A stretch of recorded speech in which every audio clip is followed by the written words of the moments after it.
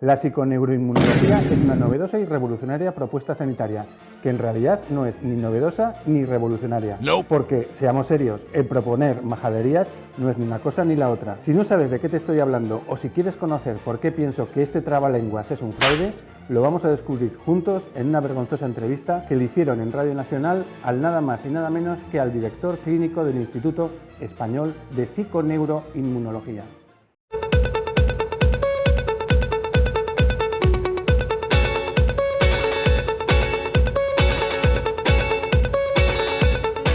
Tal y como has escuchado en la intro, la psiconeuroinmunología, y ojo, cuidado, este trabalenguas a veces también se conoce como psiconeuroinmunoendocrinología, ojo, cuidado, es un teóricamente, pero para nada, novedoso sistema que nació allá por 1975. En realidad se trata de utilizar expresiones cientifistas, que no científicas, y con una parafernalia técnico-sanitaria muy grandilocuente. Todo ello con la finalidad de venderte algo muy caro y que no sirve para nada. Si hablamos de investigación en psiconeuroinmunología, esta se centra en estudiar las interacciones que hay entre el sistema inmunitario y el sistema nervioso. Pero esto es algo que básicamente ya se conocía desde hace muchísimo tiempo y se llamaba y se llama de toda la vida fisiología. En este vídeo vamos a conocer en qué se concreta esto que se conoce como psiconeuroinmunología y por qué, si eres tanto un profesional sanitario como un posible paciente de algún especialista en estas cosas, debes de huir lo más rápidamente posible.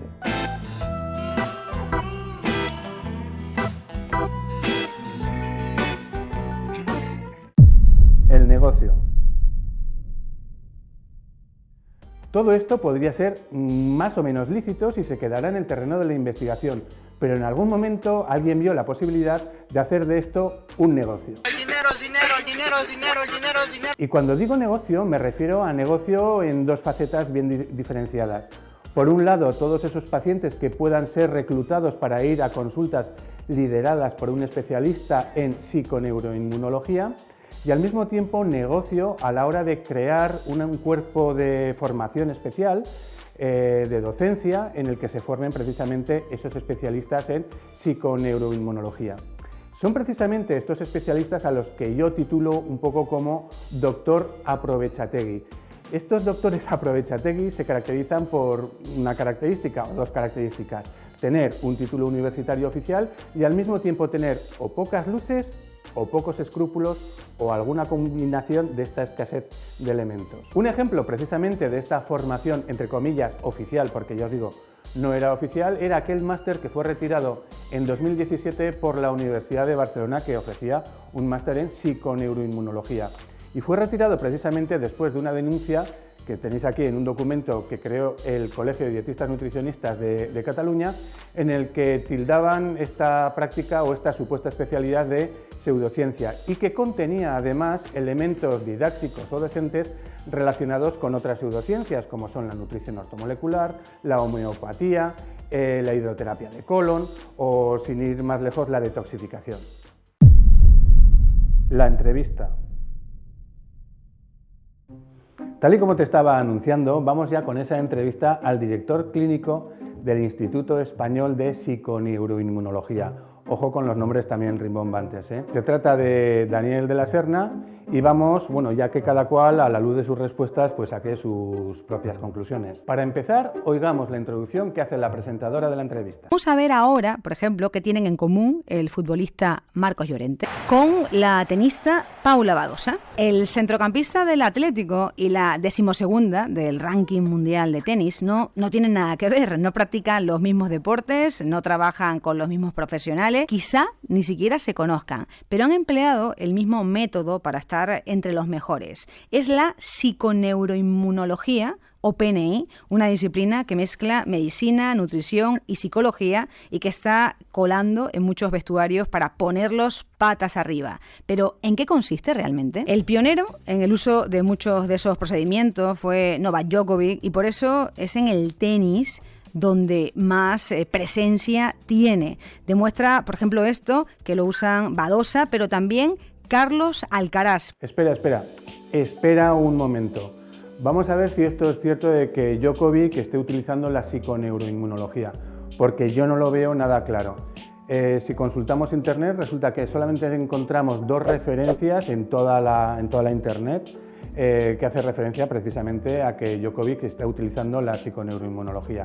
Y además las 2 proceden de la misma fuente, que es, me parece que se llama tennistraining.com o algo así. Y además las 2 son, una en castellano y la otra su traducción al inglés o a la inversa, no sé cuál es. Con lo cual, no estoy lavando la imagen de Djokovic, ni muchísimo menos, porque este señor juega muy bien a tenis, todo hay que decirlo, pero tiene una pedrada importante con las pseudociencias, antivacunas, whole gluten, sin ser celíaco, etcétera, etcétera. Lo pondría en entredicho, como también pongo en entredicho que el propio Alcaraz esté siguiendo la psiconeuroinmunología. Más que nada por lo mismo, porque no encontramos un cuerpo de evidencia significativo en Internet que haga referencia a estas cuestiones. Y no olvidemos, es una cuestión bastante jugosa a la hora de sacarle punta y sacarlo en redes sociales, hacer material con él en Internet, y sin embargo apenas hay resultados. Yo no me fiaría mucho, la verdad. Daniel de la Serna es director clínico del Instituto Español de Psiconeuroinmunología y parte del equipo de Badosa. Dirige el máster en PNI de la Universidad Pontificia de Salamanca. Un momento, porque esto empieza a sonar lo que os decía como muy grandilocuente. Dirige un instituto, bueno, el instituto lo puede montar quien quiera, ¿vale? Y este señor ha montado ese Instituto de Psiconeuroinmunología. Y también suena muy oficial el ser director de un máster de una universidad española, en concreto de la Pontificia de Salamanca. Bueno, pues tenemos que tener en cuenta una cosa, un datito muy importante.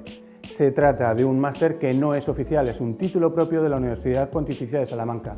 ¿Esto qué quiere decir? Las consecuencias son importantes, que no está avalado, no está certificado por el Ministerio de Educación, ni sus contenidos tampoco. Y lo más importante, al meollo, este tipo de estudios de máster no posibilitan o no te permiten el acceso a los estudios de doctorado, como sí normalmente permiten los estudios de posgrado oficiales. Exactamente, ¿qué es esto? ¿Qué es esto de la psiconeuroinmunología? Bueno, pues mira, es una disciplina que realmente se dedica al estudio de cómo se relacionan todos estos grandes sistemas, el sistema inmunitario, el sistema endocrinológico, el metabolismo, y cómo eso condiciona muchas de las conductas que podemos desarrollar. Conociendo bien cómo se establecen estas relaciones, pues se abren un montón de puertas para poder intervenir y mejorar esos puntos de conexión, y fundamentalmente lo hacemos a través del estilo de vida. Vale, vamos a ver. En pocas palabras, este señor, y a través de la psicoinmunología, se dedica a estudiar el objeto de estudio de lo que ya se sabe, y eso se llama fisiología. Así que prosigamos. Y entonces, ¿qué cosas hay que controlar? Porque en un estilo de vida entran muchas cosas. Claro, entran muchas cosas. Pues como bien decía Garbiñe, la nutrición, por ejemplo, pues es un elemento fundamental, pero también la calidad de descanso, también el modo en que nos relacionamos con los factores de estrés, cómo nos relacionamos con los entornos, con las personas con las que convivimos. Son muchísimos los factores que están influyendo en cómo van a ir funcionando todos estos sistemas. Entonces tratamos pues de controlar aquellos aspectos que pueden ser más controlables, ¿no? La forma de comer, el descanso, la tolerancia al estrés, con eso es con lo que trabajamos fundamentalmente. Maravilloso. El director clínico del Instituto Español de Psiconeuroinmunología trata de dar consejos en virtud de la nutrición, del descanso y de los estresores para hacernos sentir bien. Básicamente de lo que nos hemos encargado toda la vida todos los profesionales sanitarios, sin tener que llamar a lo que estamos haciendo psiconeuroinmunología. Bien, vamos a seguir. Esto os va a explotar un poquito la cabeza, lo que viene a continuación. Siempre se dice que el intestino y el cerebro están conectados. Bueno, pues así es. La verdad es que con los conocimientos que hemos ido adquiriendo a lo largo de los últimos años, pues hemos podido comprobar que se establecen relaciones muy profundas entre algunos sistemas del cuerpo. Por ejemplo, el intestino y el cerebro pues están profundamente comunicados por diferentes vías, de tal manera que se están interrelacionando, condicionando el uno al otro. Sí, claro. Daniel de la Serna, si me lo permites, te voy a decir algo que creo que te va a volar la cabeza. No solamente hay profundas relaciones entre el intestino y el sistema nervioso central, nuestro cerebro que comentas tú, también las hay con tus gónadas. y con tus uñas, y con tu piel, y con tus dientes, y con tus uñas. Es decir, nuestro sistema nervioso central está conectado con todos nuestros sistemas y forman un todo a través del cual, y a través del estudio de la fisiología, terminamos dando los consejos que normalmente damos y que vamos a conocer un poquito en qué línea la psiconeuroinmunología se diferencia de esos consejos generales que nosotros solemos dar. Adelante. ¿Y por qué hay tantos deportistas que están siguiendo este método? Pues yo creo que hay una parte fundamental en la naturaleza del deportista, que es esa ambición por querer mejorar, por querer dar un paso más, por querer tener un mejor control sobre las herramientas que a ellos luego les permiten mejorar el rendimiento.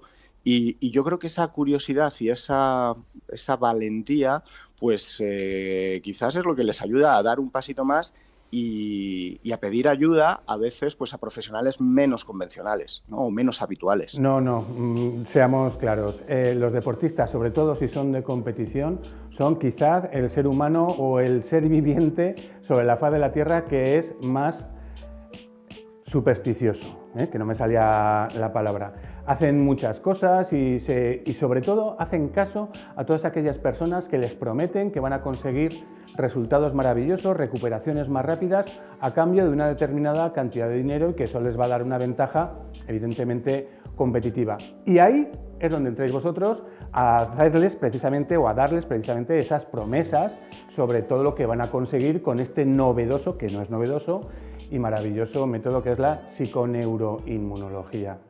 Wow, y por ejemplo, ¿nos podrías poner algún caso real, ¿no? O práctico, adolescentes que tienen exámenes al día siguiente y partido el fin de semana? ¿Qué tienen que evitar para hacer frente a lo que les viene?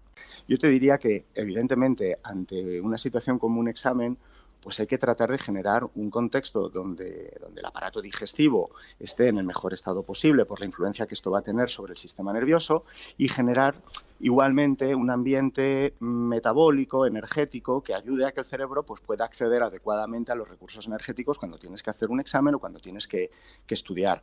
¿Por qué pasaría esto? Pues, por ejemplo, pues por tener mucho control sobre el consumo de bebidas azucaradas, el consumo de alimentos especialmente ricos en azúcares menos saludables, promover una dieta rica en hidratos de carbono que aporten suficiente cantidad de fibra, frutas, verduras, aportar buenas grasas que son especialmente importantes para el cerebro, como los ácidos grasos omega 3 que encontramos en los pescados o que encontramos en los huevos. Es decir, hasta cierto punto, nada de lo que estoy diciendo seguramente es muy novedoso, son cosas que ya todos hemos escuchado, pero que no por ello hay que dejar de insistir. Sí, qué maravilla. Vamos a ver, tengo aquí guardado el iPad, me vais a permitir que lea textualmente una frase que entresacada de la respuesta de Daniel. Dice que si tienes un examen y a continuación una competición o en días consecutivos, ojo, comillas, hay que generar un contexto en el que el aparato digestivo esté en el mejor estado posible por la influencia que esto va a tener sobre el sistema nervioso y generar igualmente un ambiente metabólico, energético, que ayude a que el cerebro pueda acceder a los recursos energéticos. ¡Wow! Esto es alucinante. ¿Quién iba a sospechar que el asunto iba por este camino? Todo ello para al final recomendar que no consumamos demasiados azúcares, que consumamos frutas y verduras con la suficiente fibra y que al mismo tiempo hagamos un consumo adecuado de huevos y pescado porque son fuente de omega 3. Es decir, lo que vale para todo el mundo y en cualquier circunstancia. Esto es lo que hay. Pero queda un último corte. Hay gente que dice que, que esto no se debe tener muy en cuenta, que son descreídos, podemos decir, Daniel. ¿Por qué? Porque también en torno a lo que siempre aparece como nuevo, siempre hay corrientes que le suena esto un poco a, podemos decir, a algo que no es médico, que no es científico. Bueno, porque yo creo que en todas las disciplinas y más en las que tienen que ver con la salud es necesario un cierto grado de conservadurismo. Esto es así. Entonces, hay que acumular muchas evidencias para poder ir dando pasitos, ¿no? Y aquí está el debate. Algunos consideramos que para según qué propuestas hay una evidencia que es lo suficientemente de peso como para empezar a plantear algunos cambios o algunas modificaciones, y luego siempre vamos a encontrar otro grupo de profesionales quizás más conservador, más exigente, más reacio a ir facilitando este tipo de innovaciones o de cambios. Nosotros, desde luego, lo que tratamos es intervenir siempre basándonos en la evidencia. Lo que pasa es que la evidencia es una cosa muy, muy amplia y muy discutible. No, perdona, Daniel. La evidencia, ahora voy con ello, no es discutible. Ahora hablaremos un poquito de evidencia. Primero quiero, de alguna forma, identificarme yo. La entrevistadora ha hablado de esas personas que son un tanto descreídas. Tú, Daniel, has hablado de personas conservadoras. Sí, supongo que, bueno, asumo esos calificativos. Y sobre la evidencia, veamos, no es que sea cuestionable. La evidencia se ordena en niveles de evidencia científica. Las hay, pues algunas afirmaciones que cuentan con mayor evidencia, es decir, que tenemos pruebas contundentes sobre esas afirmaciones, y otras afirmaciones sobre las que no tenemos demasiadas pruebas y no estamos muy seguros de hacer recomendaciones, por lo tanto. En este sentido, la psiconeuroinmunología, y por terminando un poco, lo voy a hacer con la frase que tenía yo se la oí a un catedrático emérito de nutrición de la Universidad de Barcelona, cuando decía que las dietas de moda tienen cosas nuevas y cosas novedosas. Y en estos casos, las cosas nuevas no son novedosas y las novedosas no son nuevas. Es decir, las cosas que decís, las perogrulladas que decís, son perogrulladas porque tienen una sólida evidencia científica detrás y para eso no hace falta llamarle psiconeuroinmunología, o como decía aquel, para este viaje no nos hacían falta estas alforjas, y las cosas novedosas que decís sí que no tienen esa evidencia suficiente como para hacer las recomendaciones que normalmente se hacen. Es así, Daniel, ya lo siento. El éxito de la psiconeuroinmunología. Llegados a este punto, tenemos que sacar un destilado de lo que hemos visto hasta aquí, sobre la psiconeuroinmunología o sobre cualquier mandanga que nos diga que vamos a mejorar nuestra salud, que no vamos a enfermar o que si hemos enfermado nos vamos a curar, que si somos deportistas vamos a alcanzar marcas superlativas o que nos vamos a recuperar muchísimo más rápido. Sobre todas estas cuestiones, estas mandangas que acabo de mencionar, tenemos que tener claro una cosa: van a tener un éxito comercial siempre. Y la razón es muy sencilla. Nos están diciendo todo aquello que nos gustaría que fuese verdad. Y esta reflexión que estoy haciendo se sabe desde hace muchísimo tiempo. Fíjate en este grabado que sale ahora en pantalla, que es un grabado del siglo XVII de un autor que se llama Jan van de Velde, en el que sale un mercachifle del típico mercado medieval, en donde este señor está exponiendo todos sus remedios, pócimas milagrosas, y se ve rodeado de un surtido grupo de personas que están maravillados con todos los prodigios que supuestamente hacen las cosas que este señor vende, ¿no? Lo que llama la atención es precisamente el letrero que hay debajo de este cuadro, de este grabado, y que da nombre precisamente a la obra, y que dice en latín Populus vul decepit, que traducido al español viene a ser la gente quiere ser engañada. Y como decía básicamente un refrán español, ¿no? Un latiguillo, una frase hecha española: mientras haya bobos, habrá engañabobos, o mientras haya bobos, podemos hacer alguna explicación, habrá personas que exploten precisamente esa candidez, vamos a dejarlo en esos términos, esa candidez o esas esperanzas, y les va a engañar a cambio de dinero y ofrecerles aquello que están deseando oír realmente. En fin, ¿qué se le va a hacer? Las cosas están así. Si te ha gustado el vídeo, dale al like, y si te parece estupendo, pues suscríbete, y nos vemos en el siguiente episodio de Contradietética.